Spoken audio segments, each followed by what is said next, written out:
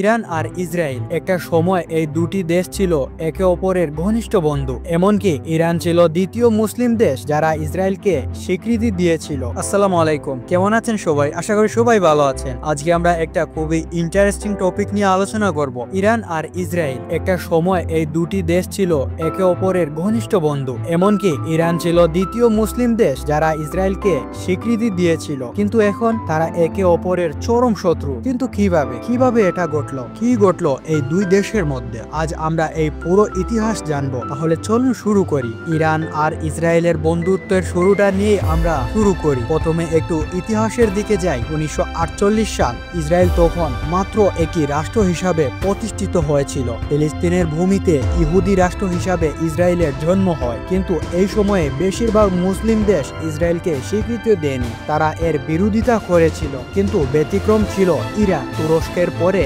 ইরানই ছিল দ্বিতীয় মুসলিম দেশ যারা 1950 সালে ইসরায়েলকে স্বীকৃতি দেয়। তখন ইরানের শাসন ছিল পাহলভি রাজবংশের হাতে। শাহ মোহাম্মদ রেজা পাহলভি ছিলেন ইরানের শাসক। তিনি ছিলেন আমেরিকার ঘনিষ্ঠ মিত্র, আর ইসরায়েলও তখন আমেরিকার সাথে সম্পর্ক ভালো রেখেছিল। ফলে ইরান আর ইসরায়েলের মধ্যে একটা বন্ধুত্বের সম্পর্ক গড়ে ওঠে। এই বন্ধুত্ব শুধু কূটনীতিক ছিল না, এর মধ্যে ছিল অর্থনৈতিক, সামরিক, এমনকি গোয়েন্দা সহযোগিতাও। ইসরায়েলের প্রথম প্রধানমন্ত্রী ডেভিড বেন গুরিয়ন তখন একটা কৌশল নিয়েছিলেন যাকে বলা হতো পেরিফেরি ডক্ট্রিন। এর মানে আবার কি? তিনি চেয়েছিলেন আরব দেশগুলোর বাইরে মুসলিম দেশগুলোর সঙ্গে বন্ধুত্ব করতে, কারণ আরব দেশগুলো তখন ইসরায়েলের বিরুদ্ধে ছিল। তাই ইরানের মতো দেশের সঙ্গে বন্ধুত্ব ইসরায়েলের জন্য ছিল খুবই গুরুত্বপূর্ণ, আর ইরানও এই সম্পর্ক থেকে লাভবান হচ্ছিল। ইরান তখন ইসরায়েলের কাছে তেল রপ্তানি করত, আর ইসরায়েল ইরানকে দিত সামরিক সহযোগিতা এবং প্রযুক্তিগত সহযোগিতা। এই সময়ে দুই দেশের সম্পর্ক এতটাই ভালো ছিল যে ইরান ইসরায়েলের দূতাবাস ছিল। ইরানিরা ইসরায়েলে ভ্রমণ করত, আর ইসরায়েলের মানুষও ইরানে আসতো। কল্পনা করুন, আজকের দিনে এটা ভাবাও সম্ভব নয়। কিন্তু কিভাবে সবকিছুই বদলে গেল। এখন চলুন আমরা জেনে আসি সেই ঘটনা যেখান থেকে সবকিছুই বদলে যায়। তখন সালটা ছিল 1979। ইরানে ঘটে গেল ইসলামী বিপ্লব।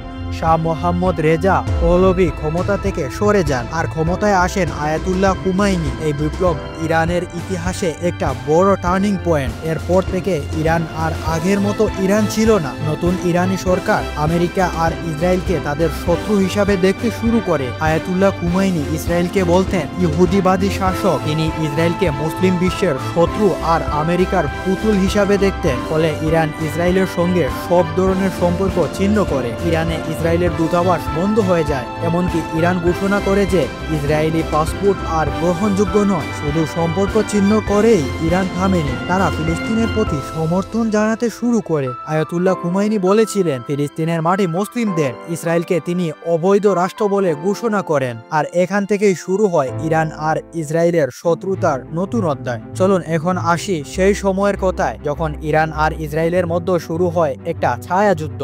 ছায়াযুদ্ধ মানে আবার কি? এর মানে হলো দুই দেশ সরাসরি যুদ্ধে নামবে না। দুই দেশ সরাসরি যুদ্ধে না জড়িয়ে একে অপরের বিরুদ্ধে কাজ করবে। ইরান এই সময়ে বিভিন্ন গোষ্ঠীকে সমর্থন দেওয়া শুরু করে, যেমন লেবাননের হিজবুল্লাহ, গাজার হামাস আর ইয়ামনের হুতি।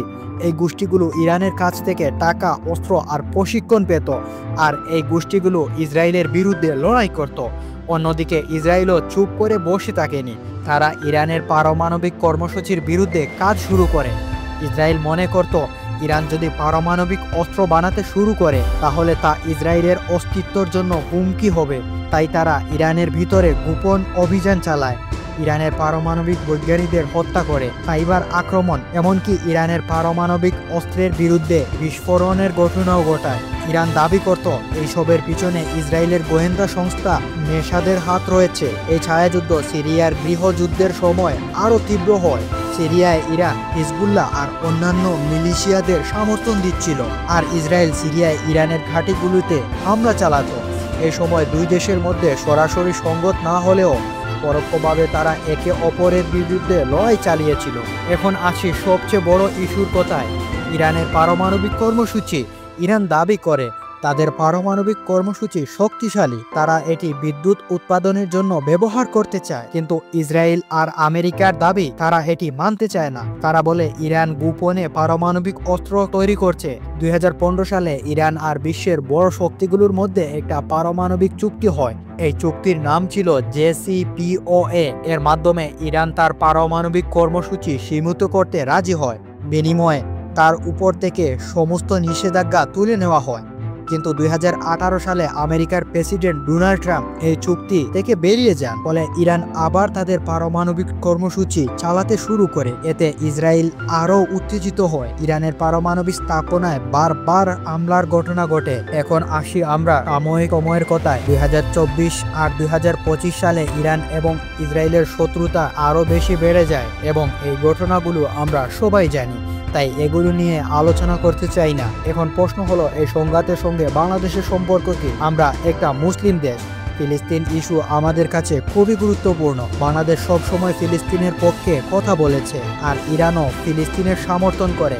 তাই আমরা বাংলাদেশি অবশ্যই ইরানকে সমর্থন দেই। কিন্তু আমাদের মনে রাখতে হবে, এই সংঘাতের প্রভাব শুধু মধ্যপ্রাচ্যে সীমিত নয়। এটা তেলের দাম, বৈশ্বিক অর্থনীতি, এমনকি আমাদের দেশের অর্থনীতিতেও প্রভাব ফেলতে পারে। এর ভবিষ্যৎ কি? এই শত্রুতার পরিণতি কি হতে পারে? বন্ধুরা, এটা বলা কঠিন। ইরান আর ইসরায়েল দুটি শক্তিশালী দেশ। ইরানের আছে তাদের পেক্সি গোষ্ঠী আর ক্ষেপণাস্ত্র, আর ইসরায়েলের আছে উন্নত প্রযুক্তি আর আমেরিকার সমর্থন। কিন্তু একটা জিনিস পরিষ্কার, এই সংঘাত যদি আরো বাড়ে তাহলে পুরো মধ্যপ্রাচ্যে অস্থিরতা ছড়িয়ে পড়বে আর এর প্রভাব পড়বে পুরো বিশ্বে। আজ আমরা ইরান আর ইসরায়েলের সম্পর্কের ইতিহাস নিয়ে কথা বললাম, কিভাবে তারা বন্ধু থেকে শত্রু হয়ে উঠল, কিভাবে ছোঁয়া যুদ্ধ থেকে সরাসরি যুদ্ধে নামলো, সবই আজকে আমরা জানলাম। আশা করি ভিডিওটা আপনার কাছে পছন্দ হয়েছে। ধন্যবাদ। আসসালামু আলাইকুম।